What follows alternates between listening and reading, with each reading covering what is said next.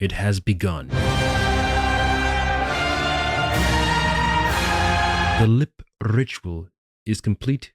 Now we can proceed with the video. Greetings, everyone. It is I, your one and only host, the Cosmic Jedi. Welcome back to the channel. How are you all doing today? The light is kissing my face so very softly. We're here to do a trailer reaction to the season 2 of the show called Silo, the Apple TV Plus show, introduced to me by the Constants. A very good show, good mystery show.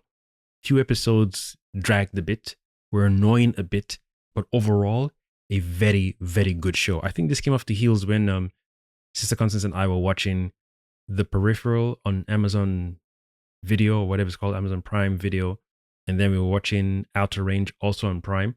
So these shows, as they were just popping up here and there, the Constance and I agreed that these were really healthy, deep dive shows that will make you think, ponder. You're along for the ride, along for the mystery. And it's not like one of those mysteries that just drag out for too long and eventually gets boring. It's a beautiful show. Again, like I said, few annoying episodes here and there. And I don't believe, nor do I accept. I don't know why I said believe. I don't like using that word. I do not accept that every mystery show or any show for that matter has to have downer episodes or slow episodes or irritating episodes or overly annoying characters. I feel you can have a very healthy show that will allow good conversations between, people who are watching the show. Even if you figure out the plot a little bit, it's cool. But I feel a show should just let you get close enough to the reveal and then surprise you and say, hey, you thought you had it, you ain't got it. You thought you had it though, but you ain't got it. And I'm here for those kind of shows. It doesn't give it to you early, it doesn't give it to you quick. And then when you think you're close to it, it then, it flowers into something else. And then more mysteries arise. And then the new mysteries, you're ready for tackling them as well. It doesn't present new mysteries each time when it feels you're getting close to figuring it out. But yeah, it's a beautiful show, man. I don't want to spoil the premise. But I'm looking forward to seeing what the second season entails.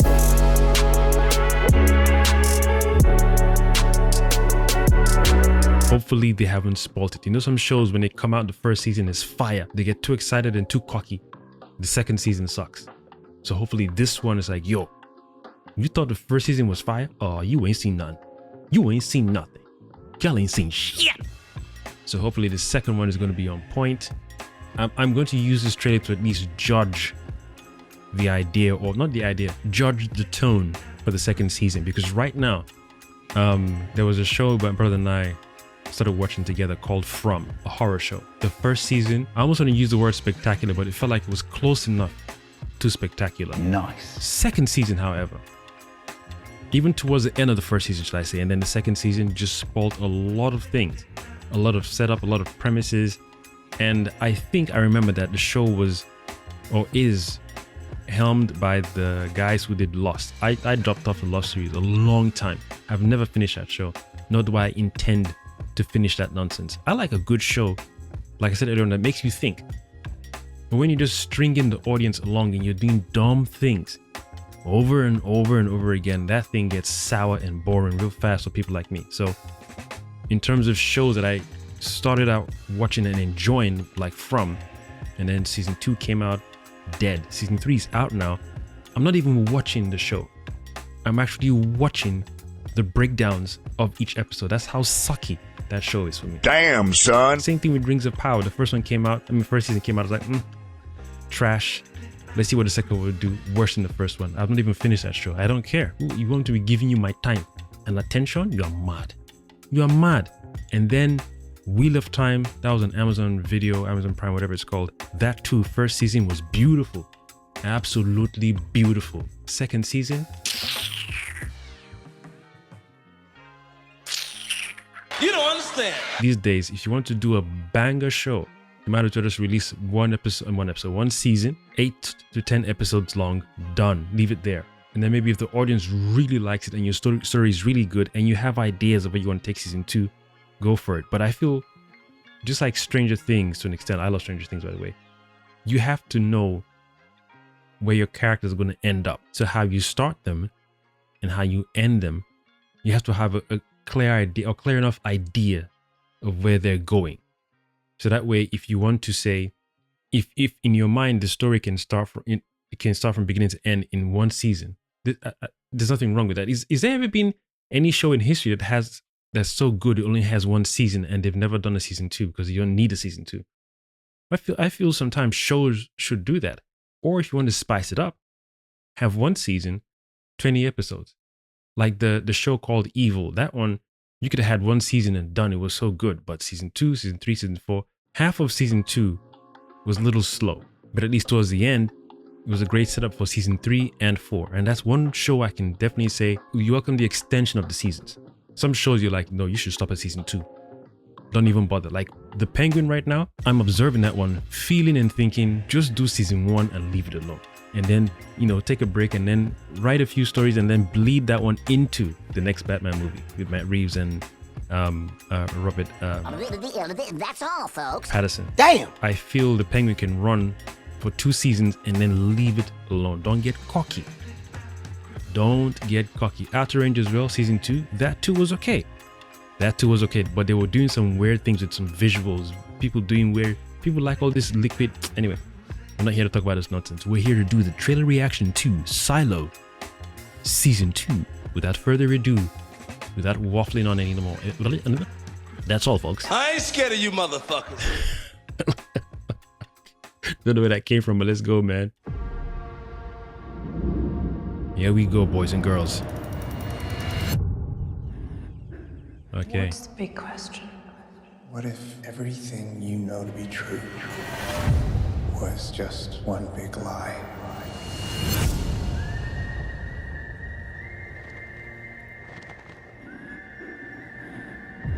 For as long as we can remember, everyone that goes outside, if Damn. killed by the dangerous toxins of an unsafe world,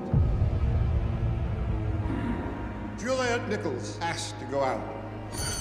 She was a fighter. Warning, oxygen levels low. But she died a hero to the silo! She might be out there somewhere, still alive. The lies have to stop. People are saying it's time for a rebellion. Oh. You can't control what she means to people. I need to know what happened here. God damn, look at the depth of that For thing. my friends, my family. All we're trying to do is survive. Nothing's gonna stop me from trying. Uh-oh.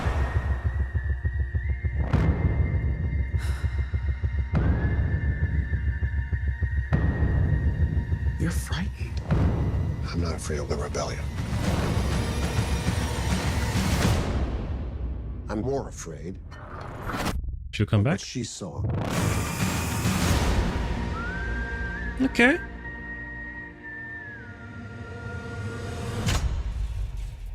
You try to open the door again, and I'm gonna kill you.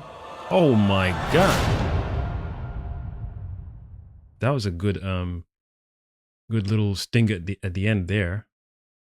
Her eyes look like the lady who was in It looks good. And I remember seeing the trailer for the first season. It was Sister Constance that said, "Yo, check this out. You're gonna love it." I was like, I don't know, your taste and my taste are 2 different things. She's like, "Yo, check this out. You're gonna love it." I was like, listen, Jedi, you cancel my request again, I'll have your head. I said, all right, cool, let's check it out. And I was hooked. Nice. Like I said earlier on, some episodes are just annoying because it felt like it dragged the season. If you remove those episodes, I feel the perfect. I feel the season would have been close to perfect. So I like my things seamless, man. Don't give me no fluff in between nonsense. I'm gonna tell you something straight off the motherfucking press. I ain't coming for no foolishness. And when I would have discussions with people, they would say, "Oh, it's just human nature." So they're showing different aspects of human beings. No. When you're put in an impossible situation, I don't want default brainwashing or brainwashed version of, oh, it's just humans. I desire and require and need intelligent people, because just like her, you're like, yo, wherever we are right now, my brain is asking questions and I need to satisfy, and not like a lost thing, but whatever is in here is processing for a reason. I'm asking questions for a reason. And by the cosmic law of asking questions, one can say the answers are waiting for you. In fact, one could say both of them are having a conversation. The answers are talking to the question as the question is seeking the answers. They're both it's like a beacon. I like this one. They're both drawn to each other. So when the questions arise, it's almost like a sonar beacon thing. The answer is like, oh, yo, radar's on, getting warmer, getting warmer, getting warmer. That's how I feel we grow as a people, when you're asking, you could say, the right questions or the appropriate questions without destroying self and destroying others. And she didn't go about it in a way where she's causing disorder and disharmony. She kept the questions to herself. She kept the question, well, not to herself per se, but I'm saying she didn't spoil or she didn't sour the environment. She didn't run around to, this is a lie to everyone. Maybe towards the end, but at least those kind of things, it's like a personal journey. There's the same way we as a people, or did I say we as a people? But no, let me say Western society praise a lot of thinkers and philosophers and whatnot. And then when it comes to the general masses, aspiring or asking really powerful questions and then following those questions to find the answers, because they're out there waiting for you to see. They're seeking you as you're seeking them. A lot of people, are in that mindset of pushback. Oh, it's not real, you're overthinking, you think too much, conspiracy theory, blah, blah, blah. Nah, that's why when I watch these kind of shows, I'm like, you can have one or two of those characters, but you don't want to sprinkle most of them throughout the whole season. Yes, you could argue you want a little pushback, of course, but the mystery itself, the journey of seeking the answers based on the questions you've asked, they matter more than someone just saying you're overthinking. It's your ADHD playing up, or any nonsense. And just by that person saying that, you could say they have two roles: either to test you to see if you're really about that, quest, or it's fear. You could say they're an external manifestation of your inner fear, where the questions you should be asking yourself internally, they're the physical embodiment of the questions you're asking or the doubt you're having. They're the physical embodiment of the doubt. Fine, but at the same time, I prefer shows that, yes, you have one or two characters, maybe four characters who are doubting, but you want the drive of the show to be the main character still pushing past that, because that does something to the psyche of your viewers.